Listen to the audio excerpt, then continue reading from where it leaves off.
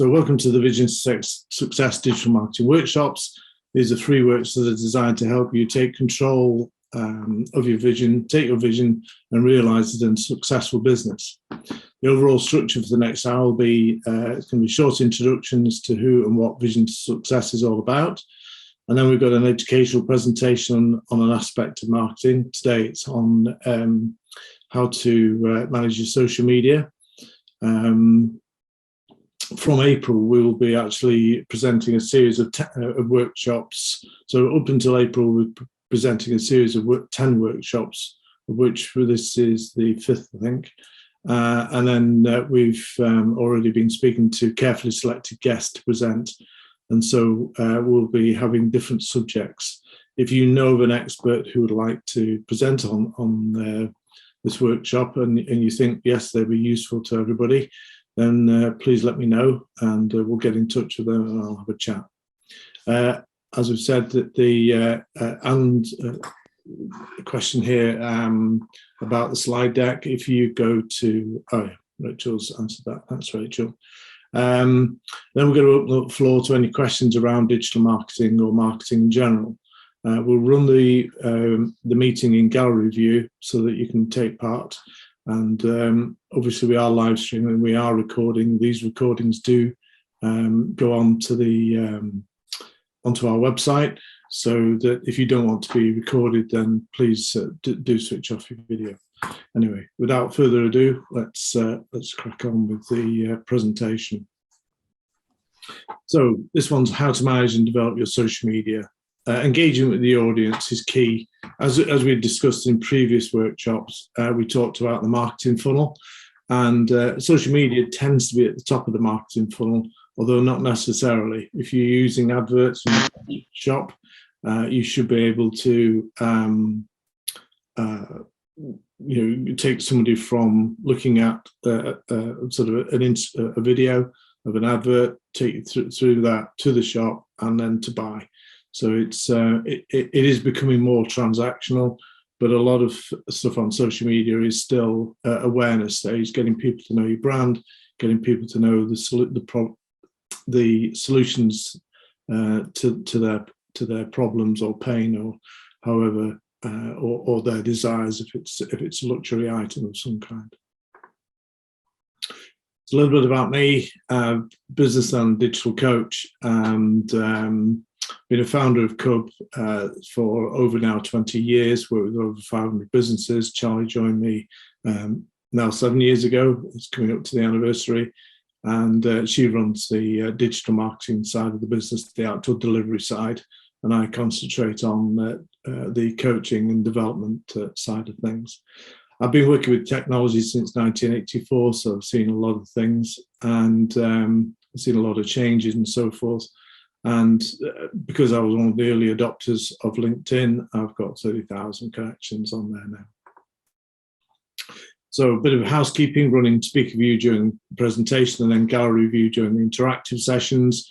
Use mute when not talking. If we've got quite a few in the room, which we have today, then please use either raise physical hand or electronic hand, and I'll work with you sort of as we go around the room. I keep a note of who's put the hand up first, and then we can do it in sequence. Keep your video on if you can during the discussions. Switch off if you don't want to be recorded or be seen on live. So why would we go to all this trouble? Well, it's to help you guys develop, compete in the digital world. It's getting ever more complex out there. We're seeing more and more change. People are needing more depth of knowledge, but a lot of the things can be done by yourself. So it's about helping you understand and manage that process so that, and then we've got some exciting news to tell you next week about a new revolutionary package called NetHub, which will allow us to build a community actually online and for you to be able to interact and so forth offline, and yeah. So we'll be talking more about that next week because we're talking about LinkedIn lead generation next week, and it fits in well with how you manage your network. So what's vision to success? Well, we've got the free Wednesday workshops. They'll 11 till 12, between 11 and 12. We after on the 27th of April, we moved to bi-weekly. At the moment, these are weekly. We've written a book, 60,000 words on driving sales with digital marketing. So if you're into reading and want to know the depth, get some more depth, then we've got those. We've also got online courses for social media and LinkedIn lead generation.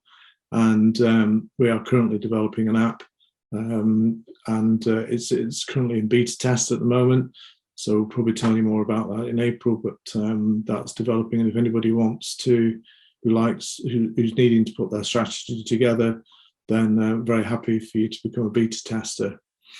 And then obviously we've got the usual range of one-to-one coaching. We can do a review of your marketing, or we can help you do a deep dive into that. This is the book. If you go onto Amazon, but it is available on. It's available globally. It's on about 12 platforms when I last looked, and it gives you a deep dive into the sort of things we're talking about today. And currently we have a WhatsApp group, although this will move to the NetHub platform, and where you'll be able to message each other and so forth, and be able to keep track of who's influencing, and it's basically an online CRM to compete with LinkedIn. I'll say more of that next week. Okay, so back to the content. So why is managing your social media so important? Well, social media helps you. It does a variety of things. Obviously, when it's first launched, it was more about brand awareness, and sort of engaging with followers and so forth. But you can share your expertise across it.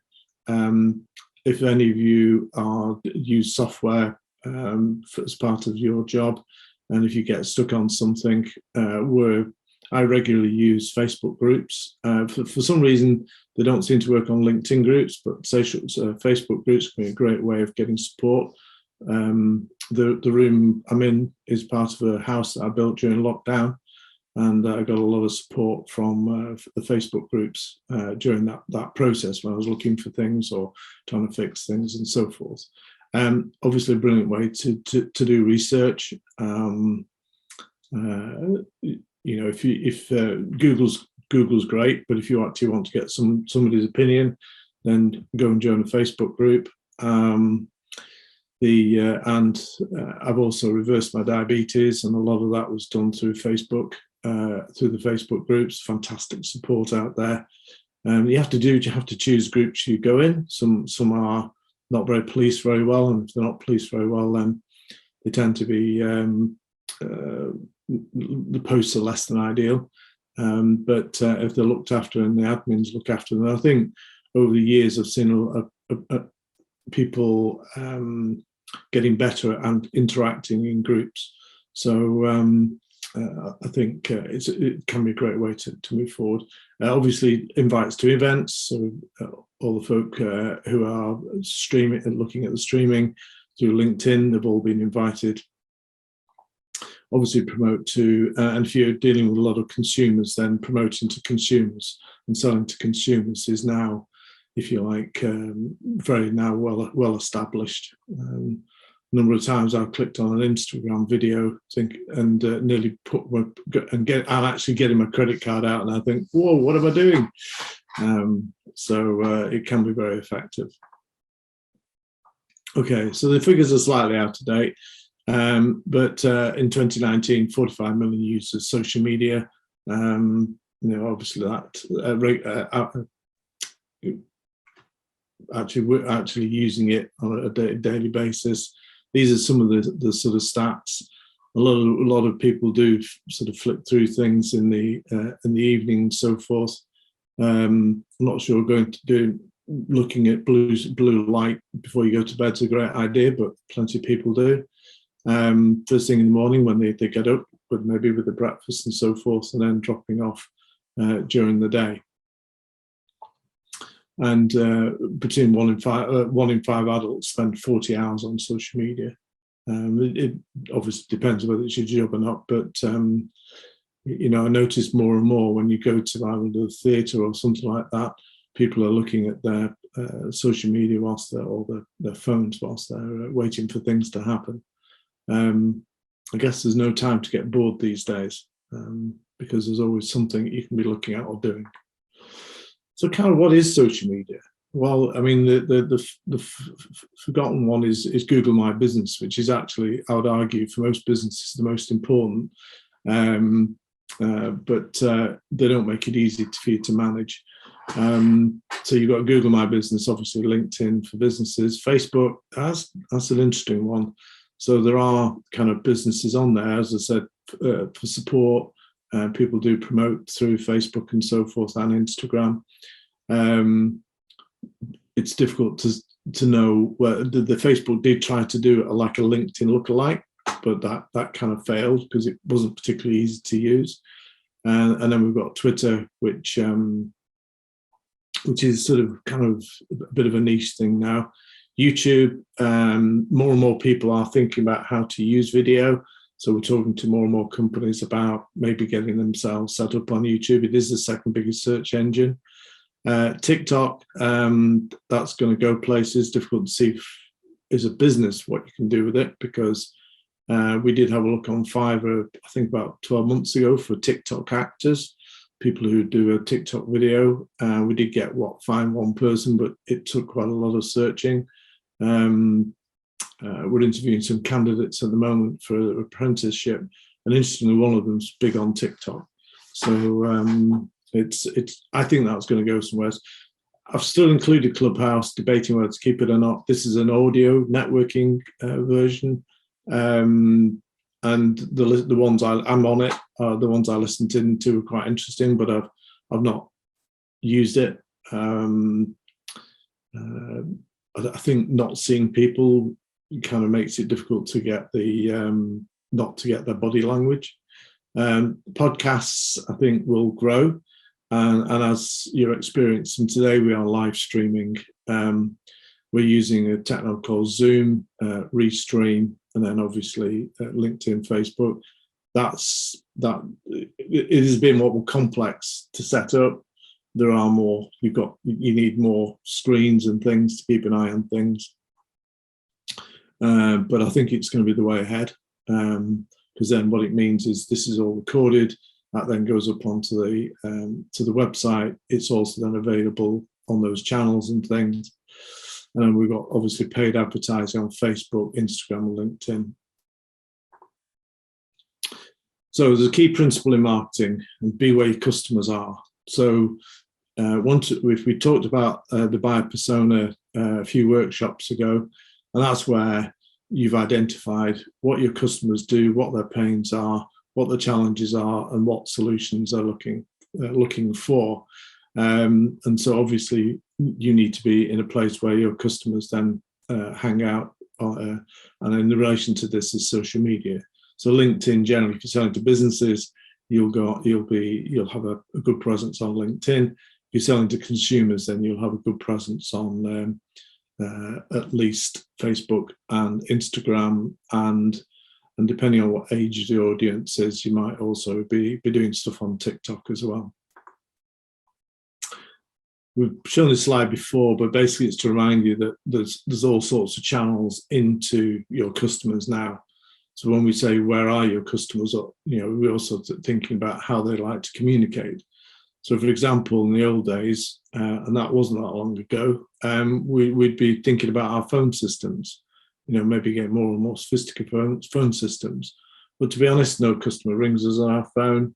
We either get them through conversations through web chat, through email, through WhatsApp. And we're for larger companies having to do more on Slack. Okay, just go back to the customer journey again. You've got to, you can't shortcut this process.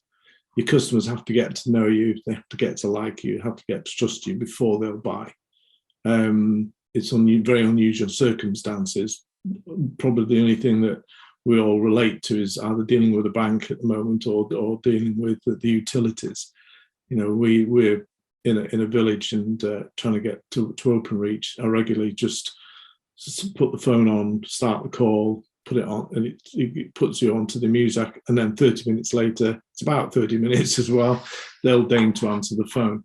So it's probably the only examples where that trust, you just that's what you've got to do. But generally for everybody else, there has to be that, they have to go down through that funnel. So what are we looking for? So in terms of visitor behavior? Well, at the top of the funnel, we've got the awareness. And this is where 75% of visitors are. They're looking at, what is the problem I'm trying to solve? And looking for answers on, they've got a particular thing that they want to, whether it could be a desire as well, their next car, or whether it's a service that you do. They're looking to find out information is maybe how to solve that problem. Are you, one of the people that can help them? What information can you provide that will guide them through that problem-solving process? Then we get to the middle of the funnel, where you'll start to have a lot of drop-off.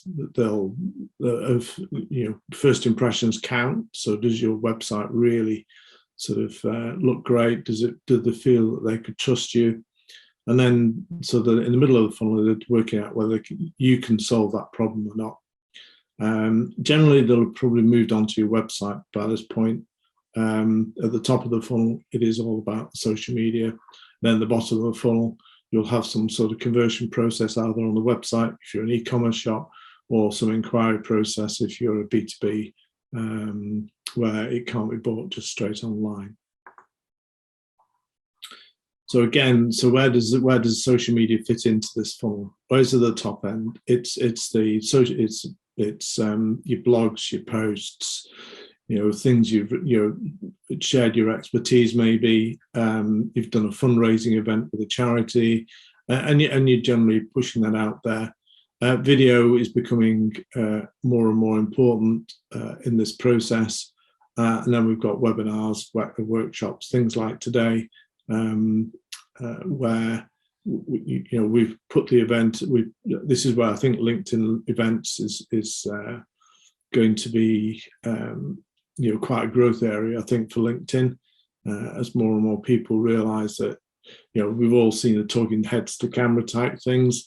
Not particularly convinced they work. Podcasts are quite popular, where you've got two people and they're having a sort of a structured conversation, or where we're pushing it is in live workshops.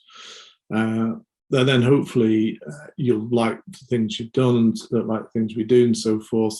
The Net Hub networking will be launched next week. And then hopefully you can then start to, if you want to, ask for expertise, share ideas and so forth, and build that sort of community of people who share the same views. And then we sort of slightly off topic, we talked about web chat last week, but make sure that when people do come through your social media, they do land on your website, that they've got some sort of web chat or live chat on there, so that they can then converse with you easily. Not many people trust forms because you press a button and it disappears. Well, with the web chat and the bots, they do simulate a conversation, and if you've got FAQs in there, then they can start to get answers to the questions of whether you can solve their problem. And if you can solve the problem, what can you do it cost effectively? So what are some of the tools? So most people who post onto social media will use a thing called Canva.com. It's a great tool. It's got loads of templates. You can if you're not very creative graphically, but you want to say a message and so forth, we've got huge amounts of templates. these are just for examples, some of the things we've done. But we do it from scratch, obviously, because an agency. But there are plenty of templates in there that can help you develop this stuff without being a graphic designer. Because that, I think, is a block for quite a few people, that they don't know, that they know the message, but they're not very creative, and they don't. I mean, you can pay people on a thing called Fiverr, FIVER.com. There's some really talented people on there. Or as I say, if you've got somebody who can do it itself, and we rarely pay for this. We do have an account, so there are premium versions of things, and sometimes I notice we get an invoice from them, but most of the time the guys just use the free elements. Photoshop, Adobe did have an online version of Photoshop, but then they just made it a mobile version, so I then had to go back out and have a look. We use Macs, but only a certain number of the team use the Adobe Creative Suite, because it's £59 a month per seat. So I only do the occasional bits of graphics, editing, cutting, and so forth. So there's pixlr.com if you've got a Mac, for example, and don't particularly want to buy the Adobe Suite. With Windows, there used to be Paint. I'm not sure what it's called now, since it's a few years since I've done anything on a Windows machine. I think you can still download Paint, but it's similar to that. And it allows you to cut and paste, chop things out, crop, resize. I mean, most people, that's all they use it for. One of the problems you sometimes have when you take a photograph with a camera is that it's a huge file. Whereas actually for social media, you only need sort of, I don't know, 600 or whatever pixels by 600 or whatever. This allows you to resize them. Also, with the latest version of Facebook, with the what's called the business page, they can post to both Instagram and Facebook, but you need to have the images right sized. So this is again where something like Pixlr could come in. More and more people are maybe doing a video on their camera. Cameras are excellent these days. So this was recommended to me by a videographer, actually. And you can go along to Kaplan.com, and for most of it, it's free. So again, the biggest thing I found with videos is if you can sort of maybe you might have 2 or 3 really great shots you want to stitch together. You want to maybe put a banner at the start saying what the video is about and so forth. Well, Kaplan's great for that, and again, it's free. Obviously, there's more sophisticated elements, but the main one's free. So how do we make this work? So first of all, you've got to figure out, failing to plan is planning to fail. So what are you going to be posting out? We're hearing more things like Motivation Mondays, Throwback Thursdays.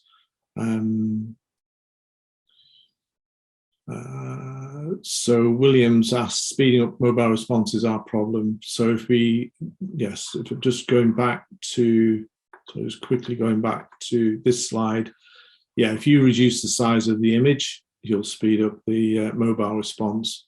You probably, if you're taking photographs of things and then just uploading it, this is probably a website question rather than social media, probably. If you don't resize them, your website will be incredibly slow. So yes, so you reduce the number of pixels. You need to, if you Google them, it'll tell you what they need to be for the different various Facebook, LinkedIn, and so forth. But on the websites, obviously, the social media optimizes it for you. But on a website, it doesn't. You have to do it. So on the content marketing plan, this is when you decide what you're going to put out. So we talked about motivational Mondays, throwback Thursdays, fun Fridays, and so forth. So think about how often you're going to post. I mean, one of the issues for most people is time. Now we're going to be talking about sort of scheduling software, things like Buffer, so you can do it all in one go. So you've got your creative head on, you put a few hours aside, you've got your Canva open, and you think about and you've got to think about, if you remember in the previous things we talked about the pain. What is it that problems you're trying to solve? So can you do a post on different types of problems? And if you break it down, you're going to have one message per post. So on here you can see things like, so we've got a thought-provoking question, maybe an educational article, sales pitch, your latest offer or whatever. You can remember it's try and think about what you as a customer would want to see, what problems you're hoping you'd solve for them, and so forth. And it's surprising how much traffic. So we run a group for law sector suppliers, and they were putting out great articles all the time, and the majority of the traffic that came to the website was from LinkedIn, people reading and so forth. Prior to lockdown, prior to the COVID hitting us all, we used to get 2,000 views per article. Now we do have to work a lot harder to get those because there is so many more people on there. But if you're consistent and you're thoughtful in how you do this, then it will raise your profile. Now you don't. This is for obviously a calendar 7 days a week. If you're a small supplier or small company and you don't have a lot of time, just try doing one a week. And think about the platforms you need to go on. If you're business to business, then you might push it out on LinkedIn. You certainly push it out on LinkedIn. You might push it out on Twitter, but the Buffer tool will take care of all that. But if you're selling to consumers and you're looking for a considerable amount of turnover from them, then you need to be doing a lot more and be a lot more thoughtful in the presentation of your social media. Okay, so some of the types of content you can use, because some people think, oh, I don't know what to do. So you can share your expertise. You can write blogs and articles that are on your website and then promote those. And say that can be a fantastic way to get traffic through your site. We've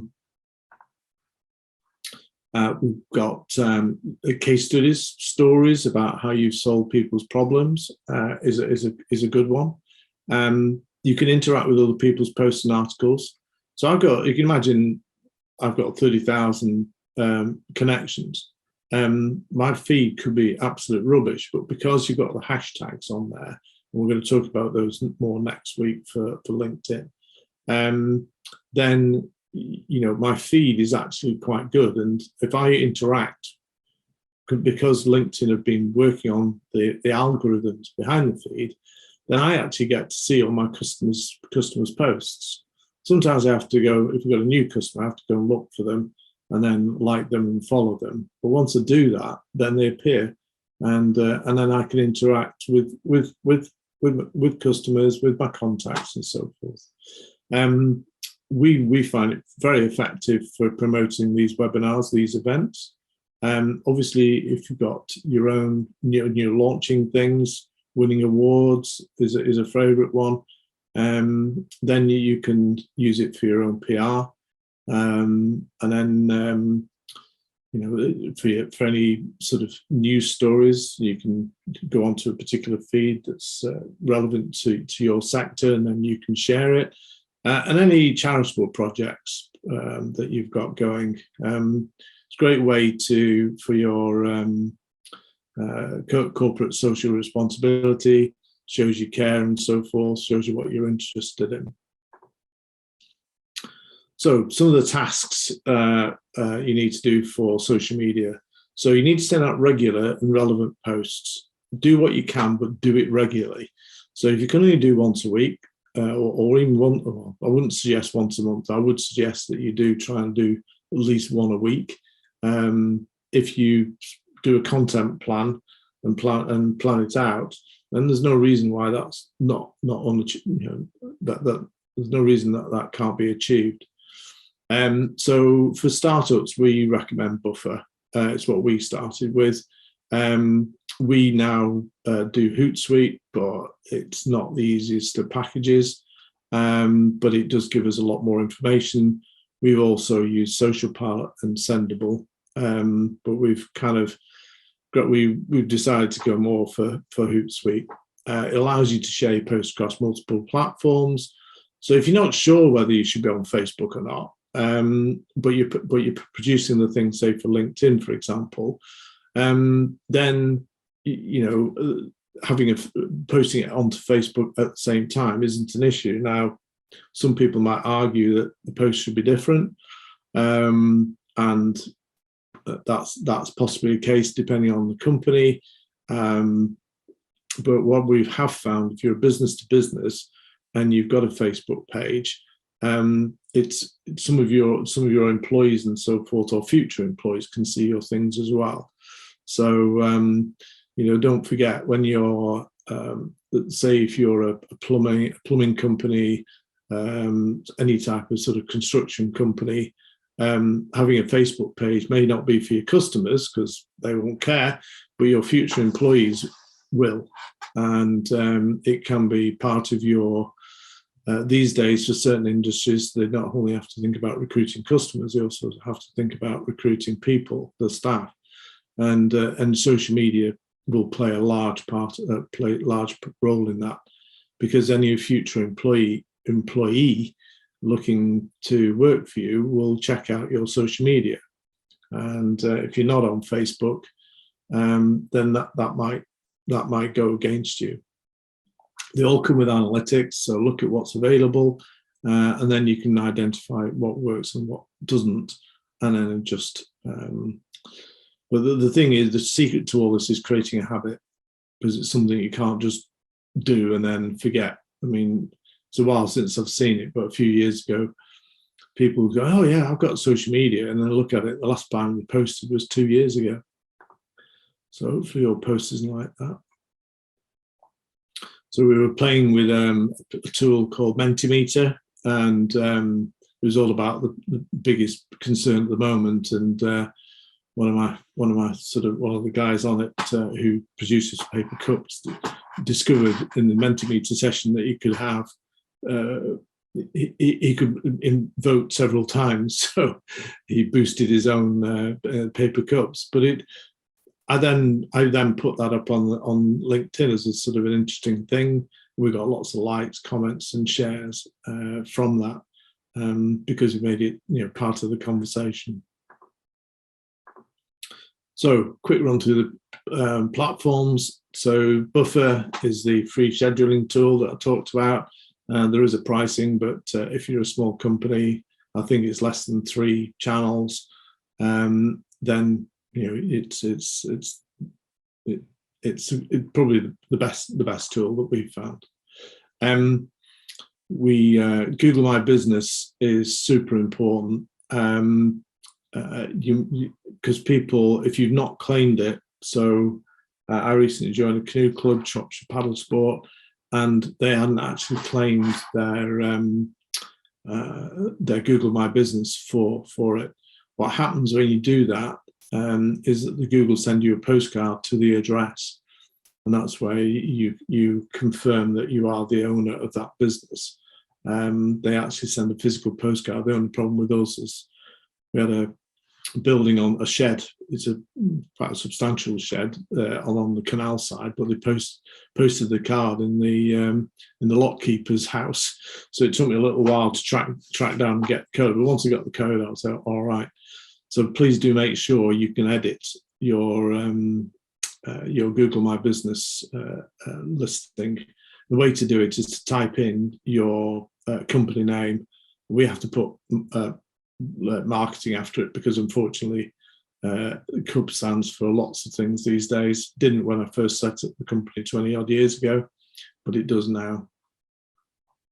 But you type that in, and then if I was logged into my Gmail address for this particular account, I would see a different screen.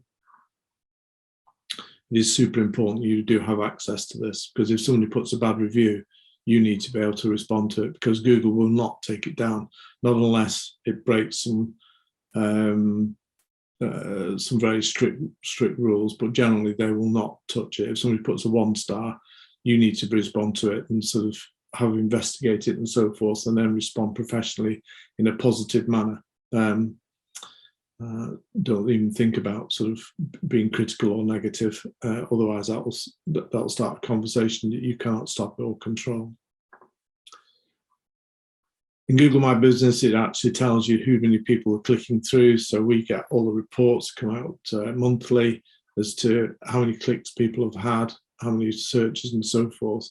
It's kind of linked to your search console, Google Search Console, which we talked about last week. But it is super important because if we just go back a slide, these pictures up here, if you've not got any, so if you add pictures here, so we worked, I can't remember what it was in the company now. I think it was some like a regional plumbing company. And I get to say, let's get all your jobs up there. And they regularly get lots of views of the photos. People love imagery. They love to see, solutions to problems. And then you can get then a chart of your performance. All this is free, by the way. And we have, for business to business, selling to businesses, we've got LinkedIn. There's 740 million people on there now. It continues to grow. The largest demographic being 46 to 55-year-olds. So it tends to be the more senior people who are on here, which is great when you're trying to get past the gatekeepers or trying to find out who does what. For those who don't know, you have a personal page and you have a business page. So one of the things we discovered a few weeks ago was that we created a page for Vision to Success. CUB is the underlying company, and but we needed 150 people to have liked the page. So we've having to stream it over the CUB page. Now you can invite people. You get about 100 invites a month, and so you can. So one of the tasks to do really, if you are a business to business, is to find somebody in the company who will click on, who will invite people each month to like the page. Obviously, you're there to connect with people, engage with people, and also provide that social proof as to what you do. I know we've been developing our own social media for ourselves, and it's interesting the journey that our own sort of social media has gone in order to get the necessary engagement. When I started out CUB, the colours were black and white. Then I added green, and then when my daughter joined me 6 years ago, she then added the complementary colours of red and green, red and blue, sorry. And now our posts, we've got a new social media person, and she's really sort of wound up the colour aspects of it. It's interesting though, we're getting a lot more engagement. So things have to be a lot more eye-catching than they used to be. So LinkedIn ads, this is a really interesting one. I don't know how many of you had a chance to play with the LinkedIn ads. They can be seriously expensive if you don't get it right. What I find really strange is whenever we talk about people using LinkedIn to sort of have a conversation with somebody, we never say pitch. But these first two ads, that's all they're about. They're the conversation ads, the message ads are directly emails directly into your inbox, and every time people just pitch in them. We don't particularly understand that. The single image ads and the job ads are where they appear in the feed. Those can be useful They have to be really well done in order to make sure they work. And then you've got these sort of ads at the top, which I think are for big companies. We would never suggest using those. If we do ads, it'll be this kind of thing. That's our personal view. As I said, Facebook, quarter of the planet, largest demographic is 25 to 34-year-olds, so it's slightly younger audience. It's about, again, building a good profile, keep it up to date, continue to find ways to invite people, got to be, again, consistent, and make sure your relevant post that's pinned is actually relevant and useful. And please make sure you manage your reviews. So here's an example of a business-to-business page, or sort of semi-business to consumer. It's somebody who's selling LinkedIn. She's built a LinkedIn community, and she runs, or she used to run, I don't know if she still does, I haven't seen, I must have been taken off the mailing list, but she used to run a thing on a Thursday morning. But you can create a support community. So as mentioned earlier, I've used it quite a few times in the past myself. This is a business suite. It's essentially, this is what you need to get your head around. There is also an ad managers, but there's no way we can cover that in this sort of space of time this morning, unfortunately. Instagram, biggest demographic is 25 to 34-year-olds. Here, it needs to look pretty. It needs to look organized. It needs to look consistent if you want to create a good following. It does require some planning. So don't just put any old things onto Instagram. It needs a lot more curation than the other channels. So I would suggest with Instagram, either do it or don't. There's no halfway house. The Instagram audience aren't very forgiving otherwise. Twitter, I think it does have a role. I certainly wouldn't spend any customers' money on it unless we were involved in any of these. So I know one company did well who sold education and things into schools. The law do seem to like it. Obviously political celebrities and PR. If you're a big Twitter fanatic, then yes, maybe, but certainly we never sell. We always post out to Twitter, but we don't make it a key part of the strategy. YouTube, second big largest search engine with 3 billion searches a month. The generation, the younger generations are definitely the YouTube generation. Although I was at the British Irish Trade Association the other day, and one guy had signed up to the premium version of YouTube, so he doesn't get the adverts. And he reckons he spent about 100 hours on it, and he was probably late 30s, 40s maybe. It is used a lot. I do find myself using it to get answers. I think TikTok will do something. It's tricky as a business. Getting the TikTok videos done, finding people who are willing to do them, and so forth. So it's probably not for mainstream agencies' work yet, but we do need to get our heads around it. Podcasts, the key ones seem to be that we've got a couple of clients who are global experts in what they do. So they record it using Riverside and then distribute through Anchor. Anchor is owned by Spotify. So it makes a lot of sense that if you want it distributed, then do that. And we've now worked out how to display the podcasts on a website. So we're having to do more and more. There is a little bit of trickery to it, but then once it's set up, it works really well. This is what the technology we're using this morning, Restream. it's pretty easy. It's easy to use in terms of the technology. It just gets a bit complex when you've got so much going on, but I think you'll see more workshops being live streamed, because people just sometimes just want to listen in. They don't want to interact. So just bringing it all together. So you've got to think about the customer first. We always start with the customer. What will they engage in?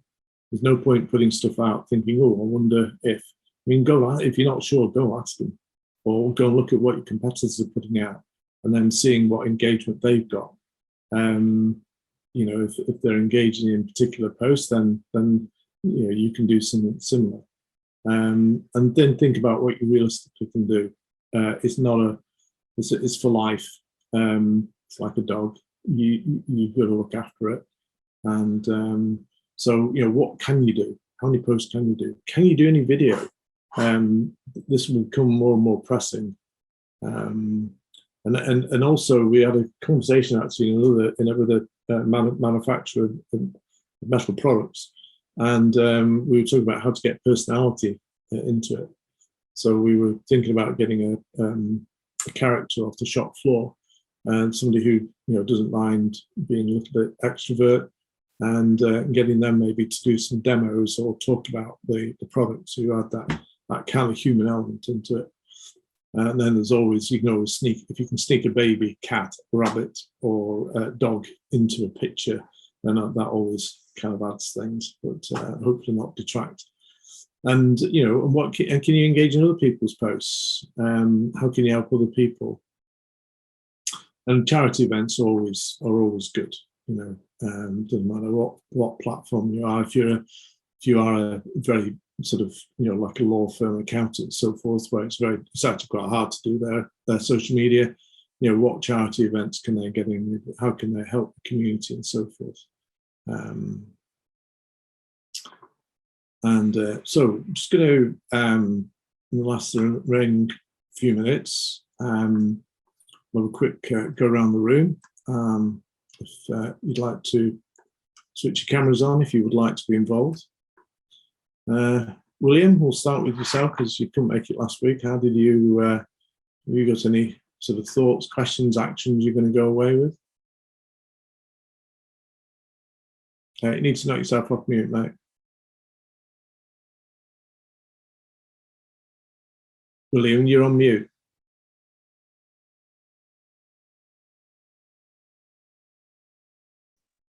Yeah, is that better? Yeah, that's it. Yeah, good.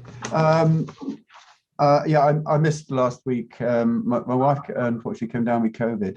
Oh dear. So we're self-isolating. We're just sort of coming out of it now, although she's not very well at the moment. But so we're heads down for that really. I'm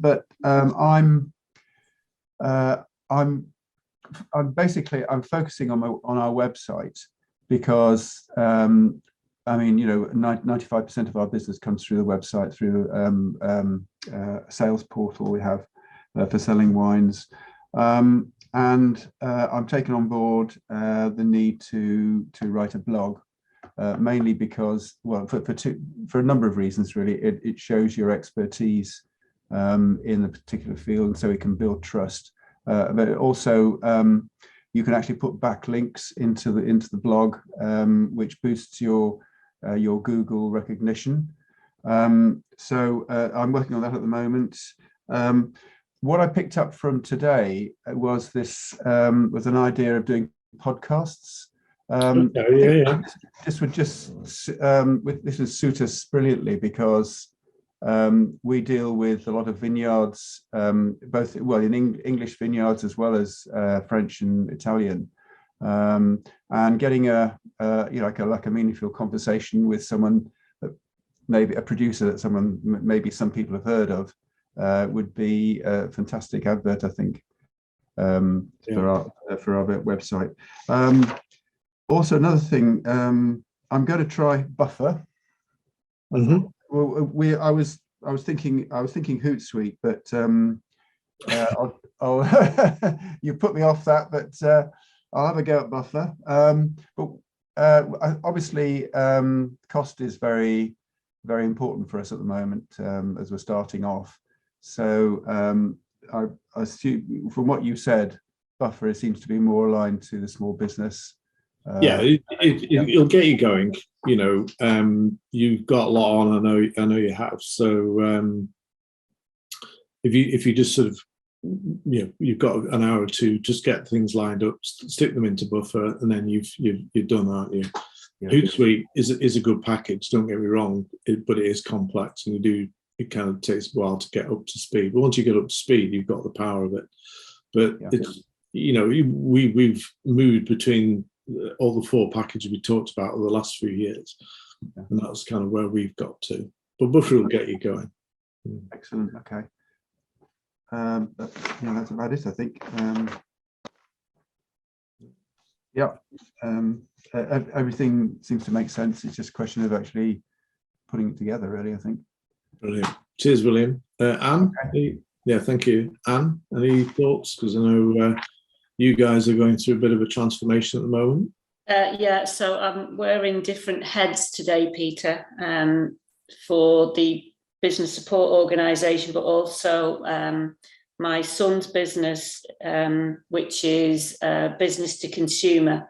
So just helping them to look at, and because it's designing bespoke furniture, I think a lot of video content would be useful. So interested to hear about that, that I can help them with. I think, yeah, if they're making bespoke furniture, if they can somehow set a camera up, either looking down, you see those quite a bit, or just sort of, you've got maybe two cameras, which, you know, watch him build it, so that when he's editing it, and you can do this in Kaplan, you can flick between the two, so there can be 2 iPhones or whatever, you know, or, you know, and you know, recording the 2, and then you can flick between the 2. Just needs the thing to think about is think about the lighting. Right. Yeah. It would be. They've just done some furniture, some seating for the Venice Biennale that my son is managing, the Scottish Pavilion. So that would be really quite good to see the concept and see it in situ in Venice. So I think that's something that I need to help them with. Yeah. That I think that worked really well. Yeah. Maybe even play with it on TikTok as well. Right. You know, YouTube and TikTok. You'll need to do a bit of research. I'm not an expert on TikTok, so as to what videos would work, but you can get more seriously rather than game type things, which is I think where TikTok will go. Yeah. Because you do see TikTok videos being included on the BBC and all sorts. So you know, it's obviously a feed for other things as well. Yeah. But certainly on YouTube, having it part of that search as well. Yeah. You know, people. I mean, I've been doing some stuff in my garage, you know, racking it out and so forth. And I just needed a few. The number of videos on how to do stuff with joinery is amazing. Absolutely amazing. I needed to learn how to do a certain joint for something I needed to make for my wife. An embroidery type frame. All right, and some of the tools they use as well is amazing. But it was a fantastic resource, and they're all doing ads to it, so it could actually monetize it as well. Yeah. Mike, any thoughts for yourself, or any actions you're going to take away? Just really food for thought. Yeah, it was useful to get an overview of what it all is and how it sort of fits together and what the options are, because you know, I sort of stumble across one at a time now and again, and I don't really know what it means. So I think it's just a case of reflecting on that, and I'm business to business, of course. Targeting properly on that basis, and some good things to think about in terms of how you set the content out. I do use Canva, by the way, already for some DJing I do, and it is fantastic. So and easy to use, I think, as well. Once you get the feel for it, so anybody, support that. Brilliant. Thanks very much. Mind-boggling. Apart from that, to be honest, and you just, I don't know. I think with this type of thing, there's time input required initially, isn't it, to get to the first time's the hardest. Yeah. But yeah, so it's got to be careful with time, I guess. It's tough getting started, but so that's why I say, that's why I try to get people to think about allocate a couple of hours and then stick it in things like buffer, so that it's done, it's taken care of, and you can get on with the rest of your life. If you do put something contentious up, just wait for the comments and stuff to come back. So just think about when you actually time it. I mean, that's the thing. You just, as I said last week as well, being FCA authorised and regulated, and part of a network that have a very active compliance department. I've got, it doesn't take much before it needs compliance approval. So that's kind of like always a bit of a barrier in the back of your mind. Like if I put on LinkedIn, which you say don't pitch, but if I put up there, does anybody want this sort of thing, then that would be okay. But if I start to talk about the market and, any facts and figures, I've got to go via compliance. So. Wow. It's not easy. It's not easy with you guys, that's for sure. Sarah from Dynamic Training says, thanks very much. It helps to know other platforms and food for thought. Just want to introduce Matt Chandler. He's an expert, digital marketing expert. Matt, is there any words you want to finish off with? Very kind of you. Thanks, Peter. I hear people saying, "Oh, we just want something to go viral," and what they mean is that they don't want the hard work and the day-to-day drudgery of posting on social media. They want to piggyback on somebody else and for them to perform the magic for them. And you see it on Dragon's Den, Stephen Bartlett on Dragon's Den, who's made his money in social. And you see, people, inventors going in with retail brands, and they look over in his direction thinking, you'll just post on Instagram for us and turn it into a £200 million company overnight. And the reality is, of course, it's not quite that straightforward for most businesses. Yeah, absolutely. Yeah. Okay, guys. Well, it's 12 o'clock. Thank you very much for attending. Next week, we have LinkedIn lead generation, where we'll be doing a lot deeper dive into the do's and don'ts of what you should be doing on LinkedIn. We provide it as a service. So we live, breathe this stuff. We've seen all the changes that have happened and so forth. So we'll be giving an update on where that's all at. And it is effective. We would not have a business, we wouldn't have a section of the business without it. And it's a fantastic tool for getting through to people who you can't normally get through to. So I look forward to seeing you all next week, and have a great week. Thank you.